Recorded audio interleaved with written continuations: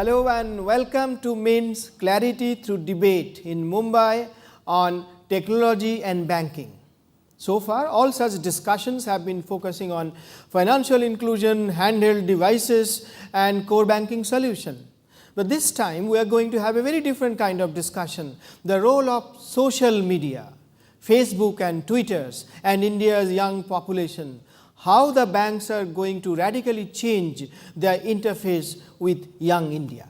I have certain numbers, and the first number which everybody of you know is this: 50% of Indian population is 25 years old or even less than that. So you are dealing with a young India. And then the numbers: Facebook 900 million globally, 52 million in India. Google Plus 100 million globally, 10 million in India. YouTube 35 million plus every month. Internet 125 million. PCs about 90 million. Then mobile internet you have 80 million, and mobile telephony 900 million, out of which between 750 and 800 are active users, which are more than what the number of banking customers. So this is, I am not talking about iPad, smartphone and tablet PCs. This is the new ecosystem where banks are operating. So I will start you, Sanjay, to have a little preliminary. How do you see the new ecosystem, the new universe where Indian banking is? Good evening, everyone. I think the digital world has expanded so much that banks cannot ignore it. If you really see that today's generation, they are not really going to branches and doing banking. Traditionally, I am not sure when you visited your branch last. And so the young crowd actually does all the banking over internet, and they are so savvy that they are socially connected only through social media. So they know the person by the profile of what the person has on Facebook. So from that perspective, you have a large number of people or the customers who are coming to you on the net channel. And there are two challenges. One is the large number, and other is, even though the number is large, they need personalized attention. And this you cannot do without actually going into the digital technologies, which is one point, a very important point. Second is the internet is bringing down the cost of transaction, which means the intermediary which is there in between to facilitate the transaction is not required unless it brings some value to the table. So that's another point. So I think going forward, it is sort of banks would be just operating on the electronic channel, and as I think Bill Gates said, banking is necessary, bankers are not. I think so. That is what is going to happen in future. The power of social media is there. Thank you, Sanjay. So essentially, you are saying it's not only the brick and mortar, the death of brick and mortar banking. Even bankers themselves will become irrelevant. So it's e-banking all over, right? That's correct. Well, Amit, you are the youngest bank among in this less than 10-year-old, or it's about 9-year-old. 8 years old. 2003, Yep. 8-year-old. Yes Bank. Yes. Tell, it's your turn.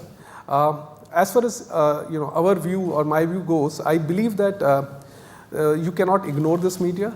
In this age of a younger population, where you have so many people who are less than 25 and people who are extremely tech savvy, all the organizations will have to be there on the social media. All the organization will have to follow some kind of a mobile policy. It could be just for creation of awareness of your products. It could be for reputation management, as we just saw what's happening in the social media world or on the mobile world. People are just going and can talk about you in a negative way. It's about understanding the sentiments of the populace about your organization. It could be about brand building. It could be also about collaboration. It could be about engaging with everyone out there to get a feedback, to get something new that you are launching, something new that you want to create along with the customers. Let Mahesh speak. I believe that, as I said, you are an insider, outsider. Many banks outsource certain things to you, so you have the necessary expertise. So give us a sort of bird's eye view what's happening, and then later we can get into the specific areas. Sure. I think one of the interesting things is most of the speakers talked about what's coming, and I want to really talk about what's already there. And in the banking sector alone, I can tell you that on an average day, there are 30 to 40,000 mentions of Indian banks in digital media. right? So if you were to do news clippings, you'd find 30 to 40,000. Once upon a time, you could find 30 in a newspaper. So essentially, the day is already upon us. A year ago, half those mentions were during working hours, 9 to 5, 5 days a week. Today, only 15% are during working hours. 85% are outside of those 40 hours a week when we work, right? So obviously, there's an enormous change that is already upon us. So we see, that you have to reinvent the way you actually look at this entire issue. There are 5 or 6 different things. So we follow, we work with the financial institutions to really figure out 6 different things. The first thing is we must listen to everything that's being said about us and about our rivals to figure out, is there a service issue, is there not a service issue? Second, if there is a service issue, we need to immediately solve it. So turnaround times have come down from 1.5 days, 2 days, 2 years ago, and now we're talking in 60 minutes, 75-minute turnaround times, right, on a much larger number. The third thing you want to talk about is, based on all of this chatter you've picked up, what analytics are you able to glean from it?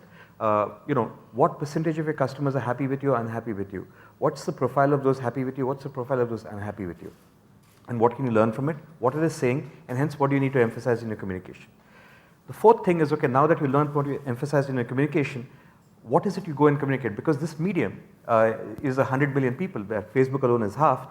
That's more, there's only 120 million TV sets and there's 140 million internet users. So this is an extraordinarily powerful and potentially free way of getting your message across instead of spending it on expensive TV commercials. And the fifth thing is really coping with understanding that the consumer is out there talking about you at 3 o'clock in the morning on a Saturday. Are you going to reply to him only at 3 p.m. on a Monday? Are you going to make him wait for 2.5 days for that to happen? For this to happen, for this entire change to happen, you have to, in some ways, uproot the way you're doing things. So for all these 6 things, you have to take corporate communications, customer service, you have to take business and analytics and business intelligence, marketing, product marketing, marketing communications, HR operations, legal, and make them all together work as one team. We don't work as one team. The biggest challenge is not really so much on the outside, it's really figuring how we all need as an industry to change the way we are on the inside to deal with that onslaught of customers out there who, believe me, 1 year from now or 2 years from now will say it was 3 o'clock in the morning, why haven't you answered me? It's already 5 o'clock in the morning. And some bank has to be ready to answer that question. Thanks, Mahesh. So it's not somebody gives half a percentage point more on interest, I'll leave my existing bank and go there. Right. It's more the service will be the deciding factor, right? We'll talk on this after the break.